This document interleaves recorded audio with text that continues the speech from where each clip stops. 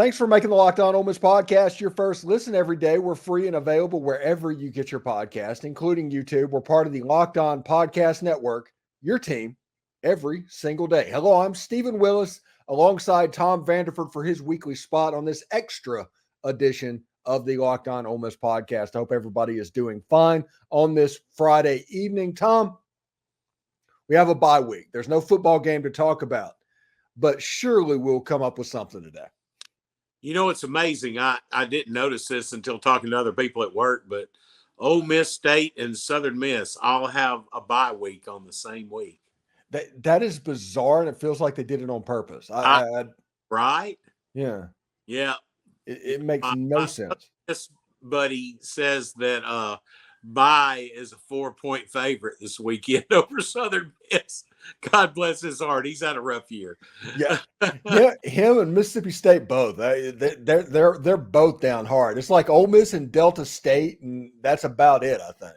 Yeah, I think Belhaven's pretty good. Of course, NAA. Been a Reb long enough. You remember some of those years when we were down, especially the last Houston Nut year, and it's not a good thing when you go winless in the SEC. And unfortunately for State, I think they have the possibility to do that this year. But looking back at last week's game, you have gained a guy told me to tell you this. Okay. You have gained a whole bunch of viewers in Louisville, Mississippi. Oh, really? Okay. And I can imagine who told you to tell me this, actually. Yeah. Yes, one Rodney Cistrunk, father of Ashanti Cistrunk. And I, of course, have to mention on the podcast how proud I am of him for getting SEC Defensive Player of the Week. He's earned it. The last two games he's played has been just absolutely outstanding, not just for Ashanti Cistrunk. Just period at linebacker, just difference maker type games, and it's good for him. Exactly, and he's if you've ever met the kid, he's always smiling. He's a happy kid, good kid, and I'm just proud for him and his family. And but yeah, it was special to them, and of course special to me to see him get that honor because everybody that watches knows I've been kind of promoting him some this year. But people like him and Caleb Warren that stayed through all the coaching changes, you got to give those kids credit. Hey, here's a side note. Him and Caleb Warren played on the same Little League football team. Even though not let CBS know that. Yeah, even though Caleb's from Nanawaya and Louisville, they played on the same Little League football team. Dang it, Tom. We are halfway through the season.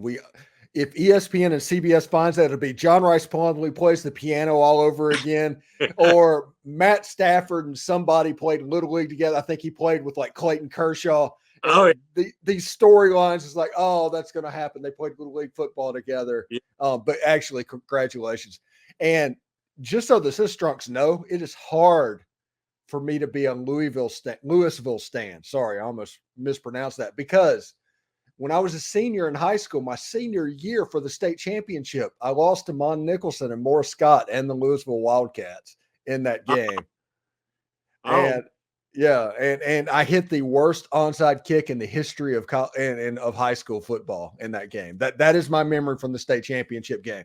Now, I made a field goal, did what I was supposed to do, but it was just the worst onside kick. Like, I put it 3 rows up in Memorial Stadium. It was ridiculous. Yeah. Oh goodness.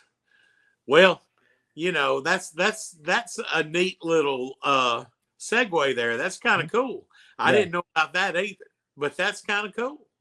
And the fun fact is, and this is another fun fact that nobody knows about, and I'm pretty sure that the only person that doesn't even think about it is the coach, but Kelvin Bolden was coached, I think, by Todd Mangum in high school. He went on and had his successful career. Todd Mangum coached me at McGee. That's cool. Yeah. And he gave me the nickname Julio in high school. He called me Julio. And the reason I am called Julio from my McGee days is because they knew they were getting a Brazilian exchange student. And I played soccer and they got me out there to do that, but they just assumed that I was that Brazilian exchange student. So they just started making fun and calling me Julio after that. Yeah. That's hilarious. That's hilarious. That's awesome. Yeah. That also explains why you're a big soccer fan. I grew up from like 4 and 5 years old playing soccer. Yes. Yeah, that's awesome. That's awesome. So what are your thoughts on this 5-1 start? I think every Ole Miss fan would have taken it if you were told before the season, hey, you're going to start 5-1 after Alabama and LSU. Every Ole Miss fan would be like, yes, sign me up. But what are your thoughts on this team in the first half of the season? I think they showed some resilience. For example, the Tulane game. A lot of Ole Miss teams would have folded in that game. They showed resilience in that game. They played a really good first half defensively at Alabama. It just, for whatever reason, the second half adjustments fell to Alabama. But the Arkansas game, there were some issues in that, but I think it was mainly due to injuries and on offense anyway. When you lose Trey Harris and Jackson's a little banged up, things can happen. The LSU game was wonderful. The Arkansas game for me was wonderful. When I looked up there in the beginning and saw number 36 pick that ball, I was rooting for him to get in the end zone, but we got in the end zone as a result anyway. Yeah, but I don't know him well enough to pick with him, but that there would have been a speed joke or two happened after that return. Yeah. But I will say this. I thought as the year has gone along, I think our defense gets better and better. I really do. And I think this off week, like Lane says, came at an opportune time. Now, we don't know the extent of our slot receiver's hand injury, but I hope it's not super bad. But that's where depth comes in. You've got to next man up. And I'm going to have a take about this on Monday's Locked On Ole Miss podcast. I don't want to jump the gun too much, but when you hear stuff, I have to comment on it. We do not know how severe Jordan Watkins' injury to his hand is, but according to everybody, it seems like he did injure his hand, and he's probably going to be out at least 3 weeks. So if it's not as bad as you think, he'll be back potentially by the Georgia game. Exactly. But, and that's fine. But if it goes the other way, he's back for the bowl game. Right. So we don't usually do well in this situation when the best case scenario, he comes back here. So I don't know if anybody should plan on that, but here's the flip side that I want everybody to know about. And I'll talk about this on this Friday night show before Mondays, because I genuinely believe this. Jordan Watkins is a really, really good football player. I've talked about him being Mr. Consistency for 6 weeks. But that being said, Jordan Watkins being out does not change the outlook for Ole Miss at all. Not even a little bit, not even one win. I agree. So people need to understand that we're not as good as we were offensively, but we're not as bad as some people want to make out. There's the people that like the rain cloud over their head. This isn't that type of situation. This is what I think is going to happen. And this is the ideal situation for Ole Miss. Now, Zachary Franklin was recruited to play outside wide receiver. That's why he was brought in this year. This is time to fish or cut bait with Zachary Franklin. He can obviously do it. They obviously think well of him. He goes out wide. Dayton Wade takes Jordan Watkins' spot. And before people say, wait, whoa, they don't play the same position, Dayton Wade knows the slot position. He there's not that much of a learning curve. And then you have Trey Harris on the outside, the other side. And you have, honestly, an offense that if all three are clicking, are probably more effective than the core that we had before Jordan Watkins got hurt, because I do think Dayton Wade and Jordan Watkins are kind of interchangeable pieces. But so my take is that this is a hurtful thing for Ole Miss football. Jordan Watkins is a really good football player, but Ole Miss's outlook is not going to change because Jordan Watkins does not play, if that makes sense. No, I completely agree, especially if we're lucky enough for him to be out this bye week, the Auburn week, and the Vandy week. You know, getting back for A&M, or at least getting back for Georgia. But like I said, it's all rumors. People talking in the background. It could be more. Do not take that date to heart, because Ole Miss never hits that date. Whoever's hurt, whenever we hear that date first time that you look at it, it's always worse than that. I think Ole Miss fans should probably expect him back for the bowl game, maybe, and hope for him to get back in time for Georgia or ULM. Yeah, I think that is the best case scenario. We'll find out more the beginning of next week. One of the reasons I have not done a Locked On Ole Miss show on what's going on with this is because the information is so scattered. We know something happened. Yeah. And like you said, there are multiple accounts, and it goes from horrible to, you know, might not be that bad, so on and so forth. So we're just going to have to wait and see what happens with that. But I do wish Jordan Watkins well. He's a good kid. Really good football player too. He's a really good football player. Really fast kid. But, you know, like you said, Dayton Wade would be an excellent slot. We've got to see Zachary Franklin. You know, he was injured. He hasn't showed us a lot. He needs to utilize this bye week to really show up and show out. We need him. If he is as good as advertised with Wade in the slot, and if Harris is 90% to 100% healthy, we're in good shape. Now, you know, Caden Priestcorn's father passed away. Yeah. Of course, he's visiting home during this bye week. But if you folks out there say a prayer for him and his family. That's a rough thing. Yeah. But Priestcorn at tight end and Harris at receiver has done so much to improve our blocking. I think we've seen a lot better runs since Priestcorn came in and Harris, you know, got back.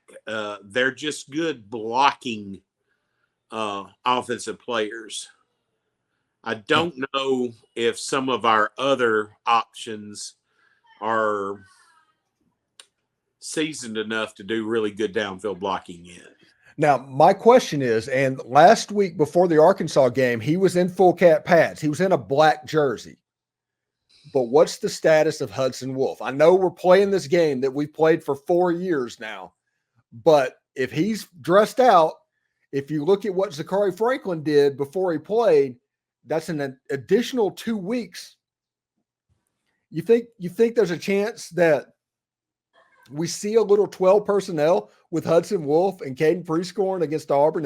Is that the wrinkle? Lord, I hope so. I mean, Wolf's a good kid. God bless his heart. He just made an enormous catch in the beginning of the year and came down on that shoulder wrong.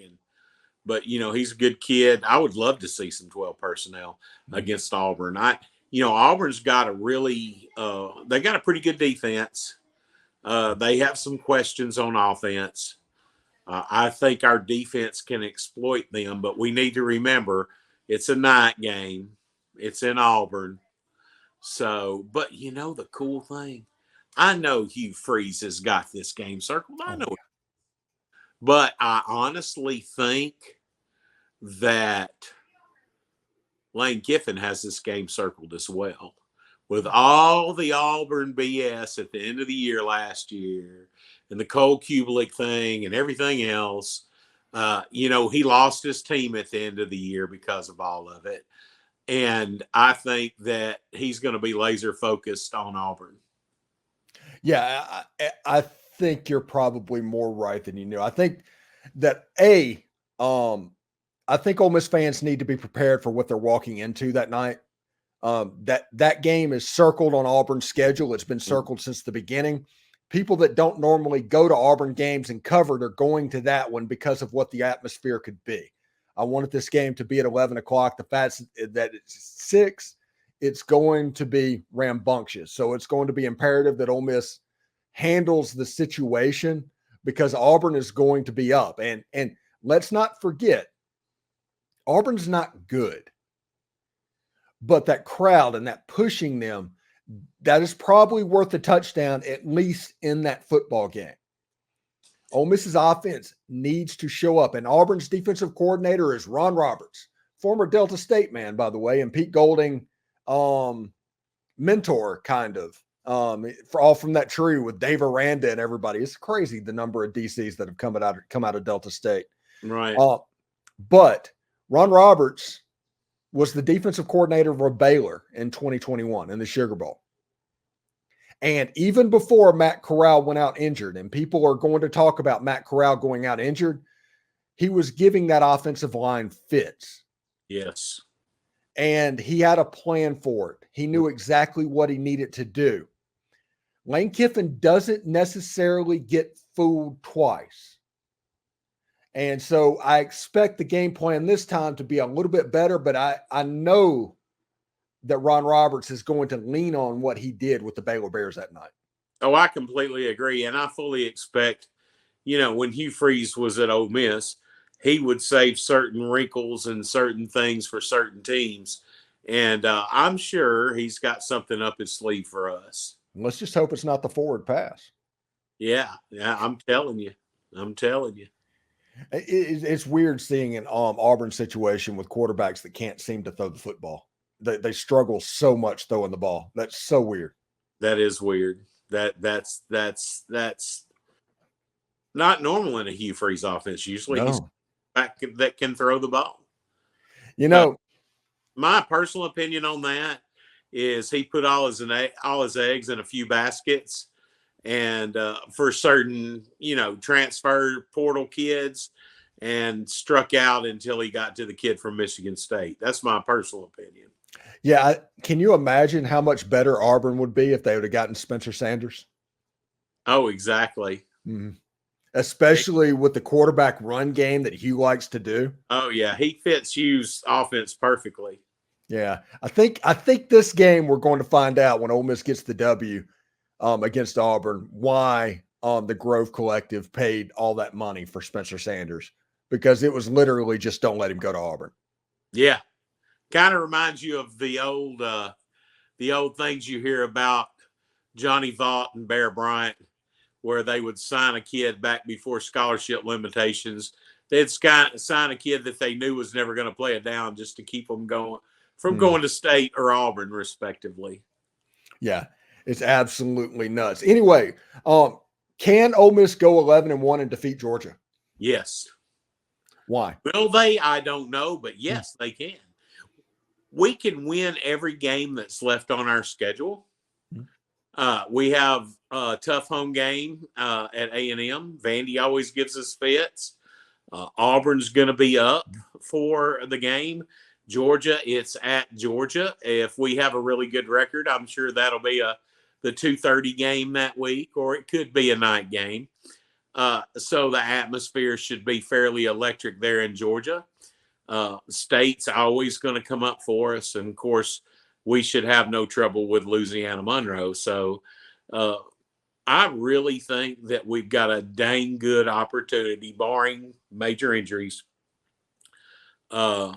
to, our starters and depth pieces. We got a shot. Yeah, I agree too. That's Thursday's podcast was is 11-1 a dream, and Friday's podcast, today's podcast, was the games to watch, and Ole Miss could wake up Sunday morning and be in the top 10. It's not hard. It's not far-fetched. two favorites win the game, and there's a blowout between Washington and Oregon, and Ole Miss is 10th in the country. Oh, yeah. Yep. And you can never tell. But I will say this, if we take it one game at a time, we win out, man, we got a shot at the playoff winning out.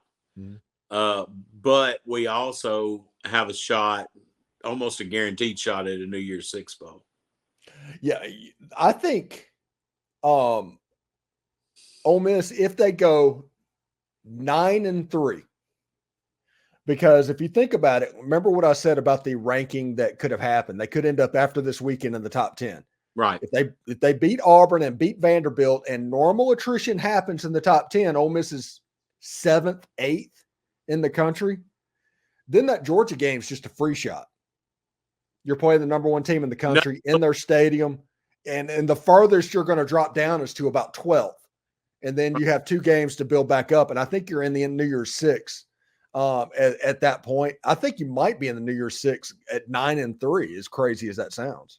Well, it could be. It just depends on the rest of the SEC and, how many tie-ins, if whoever the two teams are that end up in the championship game end up in the playoffs, and we end up the third team in the mix, it's Sugar Bowl time again. The Sugar Bowl's a playoff bowl. It'd be the Orange Bowl. It'd be the Orange Bowl. Orange Bowl. Yeah. Which is good for me. Oh, yeah. Hey, I might even buy a plane ticket and go to Miami. What the heck?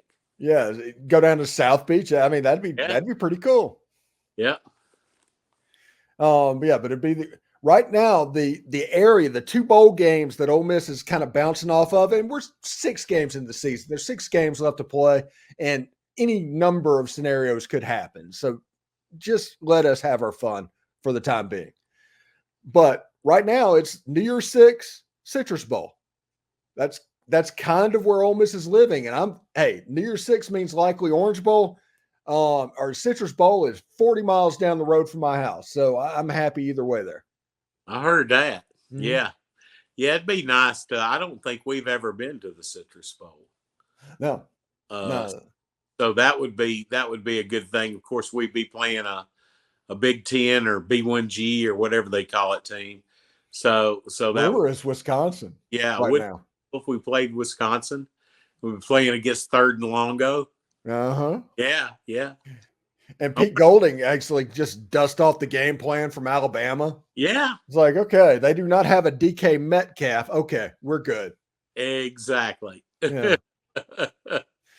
So anyway, thank you for making the Locked On Ole Miss podcast your first listen every day. We're free and available wherever you get your podcasts, including YouTube. We're part of the Locked On Podcast Network, your team every day. Tom, thank you so much. Enjoy the football this weekend, man. Yes, sir. And hotty toddy, everybody. Hotty toddy.